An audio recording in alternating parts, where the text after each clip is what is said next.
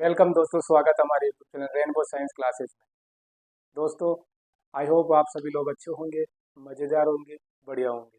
दोस्तों, आज फिर हम साइंस का एक टॉपिक लेकर आए हैं जो कंपटीशन क्लासेस में भी और अदर एकेडमिक स्कूलों क्लासेस में भी बहुत जरूरी इंपॉर्टेंट टॉपिक है। पिछली क्लास में अपन ने पढ़ा था कि कक्षा कोष कोष क्या है और इनमें अधिकतम इलेक्ट्रॉनों की संख्या कितनी होती है। ठीक है, अपन ने बताया था बोरबरी सिद्धांत के अनुसार KLMN।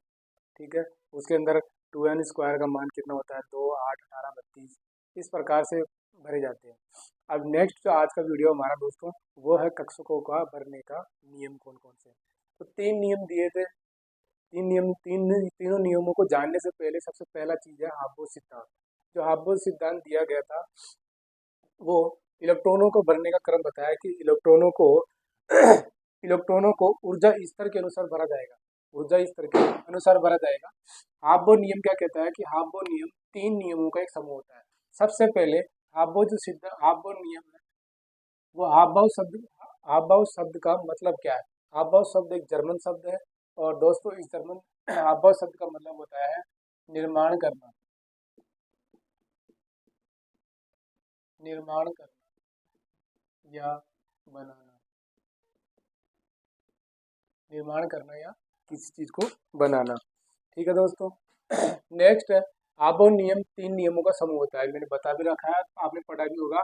आबो नियम 3 नियमों का समूह होता है, जो है हुंड का अधिकतम बहुलता का नियम, दूसरा है पाउली का अपवर्जन नियम और तीसरा है N+L का नियम।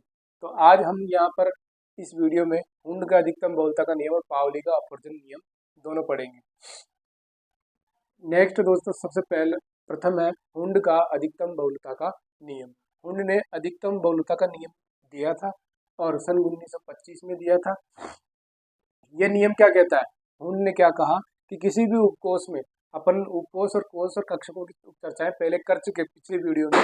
तो उपकोष थे अपने S, P, D और F। ये 4 उपकोष थे। चारों उपकोषों में किसी उपकोष के संभ्रंश कक्षकों में, संभ्रंश कक्षक होते हैं यानी समान एनर्जी लेवल वाले कक्षक। तो संभ्रंश कक्षक क्या कहलाएंगे? जिनमें ऊर्जा स्तर क्या होगा? समान होगा, यानी समान प्रकार की ऊर्जा होगी। में इलेक्ट्रॉनों का युग्मन, किसका? इलेक्ट्रॉनों का युग्मन। तो इलेक्ट्रॉनों का युग्मन तब तक नहीं होगा जब तक उसमें क्या नहीं जाए? समान चक्रण वाले अयुग्मित इलेक्ट्रॉन। समान चक्रण वाले अयुग्मित इलेक्ट्रॉन सभी कक्षकों में ना भर जाए। यानी जब तक सारे इलेक्ट्रॉन क्या हो गए, जितने भी समान कक्षक है, ठीक है, हमारी ये 3 कक्षक हो गए। ये P उपकोष है, तो ये P उपकोष के 3 P कक्षक है, 3 P कक्षक है। तो इसमें भरने कैसे भरा जाएगा? उन क्या कहता है कि पहले उन कक्षाओं में, पहले उन कक्षकों में इलेक्ट्रॉनों का युग्मन तब तक नहीं होगा जब तक समान चक्रण वाले अयुग्मित इलेक्ट्रॉन सभी कक्षकों में न भर जाए। तो इसमें भरा जाएगा, पहले इसमें फिर उसमें, जब तक युग्मन तक होगा जब तक तीनों में न भर जाए। तो तीनों में भर के फिर बाद में युग्मन होगा। तो युग्मन कैसे होगा? ऐसे ऐसे इलेक्ट्रॉनों को भरा जाएगा। अब यह पूरा भर चुका, फिर उसके बाद में आगे की तरफ अपन आ जाएंगे तो युग्मन ऐसे होगा। तो यह है हुंड का अधिकतम बहुलता का नियम। दोस्तों आप स्क्रीनशॉट भी ले सकते हो। और संभ्रंश कक्षक, संभ्रंश कक्षक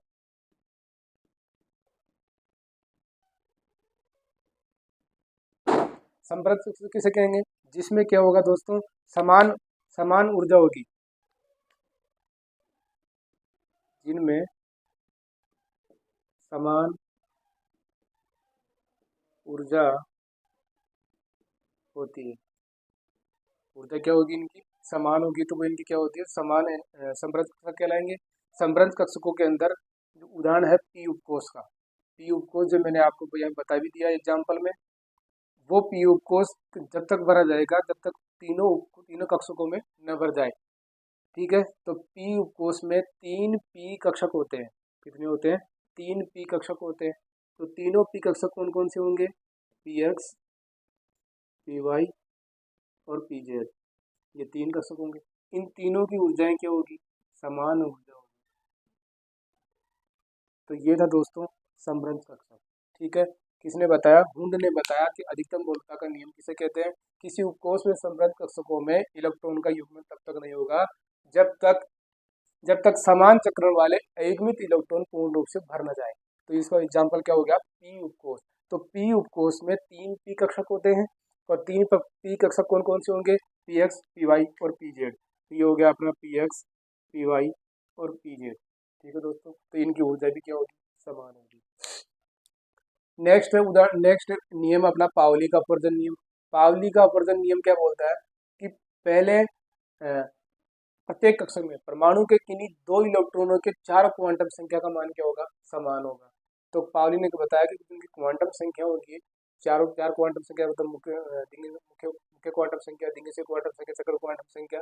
तो अर्थात किसी कक्षक में अधिकतम इलेक्ट्रॉनों की संख्या क्या हो सकती है दोस्तों, 2 हो सकती है। तो अधिकतम इलेक्ट्रॉनों की संख्या कितनी होगी, 2 होगी। लेकिन इलेक्ट्रॉन का चक्रण कैसा होगा, विपरीत दिशाओं में होगा। क्वांटम संख्या के बारे में अपन अलग से भी एक वीडियो में पढ़ेंगे। तो पहले देख लेते हैं कि पावली ने क्या कहा कि कक्षक में अधिकतम इलेक्ट्रॉनों की संख्या कितनी होगी, 2 होगी।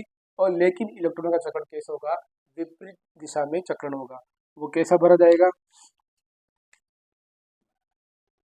जैसे ये कक्षक हो गए, इसमें इलेक्ट्रॉन कैसे भरे जाएंगे, पहले ऐसे फिर ऐसे, तो युग्मन हो गया। लेकिन कैसा हो रहा है युग्मन, विपरीत दिशा में हो रहा है।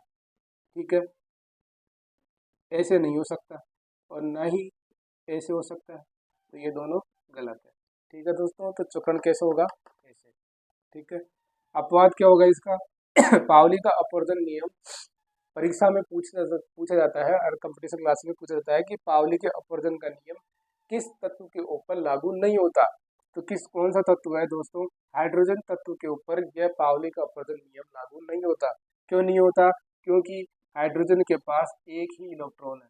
हाइड्रोजन के पास क्या है, एक ही इलेक्ट्रॉन है और अधिकतम एक कक्षक में कितने इलेक्ट्रॉन जा सकते हैं, 2 इलेक्ट्रॉन।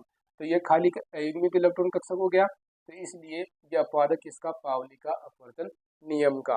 ठीक है दोस्तों, आई होप आपको ये वीडियो अच्छा लगा होगा। आपको दोनों नियम अच्छी तरह समझ में आ गए होंगे कि इलेक्ट्रॉनों का कक्षकों को बनने का नियम, 2 नियम थे, 3 नियम थे, हुंड का अधिकतम बोलता का नियम, पावली का अपवर्जन नियम, N+L का नियम। तो 2 सिद्धांत अपन ने पढ़े और अगला सिद्धांत पढ़ेंगे नेक्स्ट वीडियो में, N+L का नियम। आई होप आपको ये वीडियो अच्छा लगा होगा और आप हमारे चैनल पर नए हो तो चैनल को जल्द से सब्सक्राइब करें और बेल आइकन को दबाएं और वीडियो को ज़्यादा लाइक और शेयर कीजिए। धन्यवाद।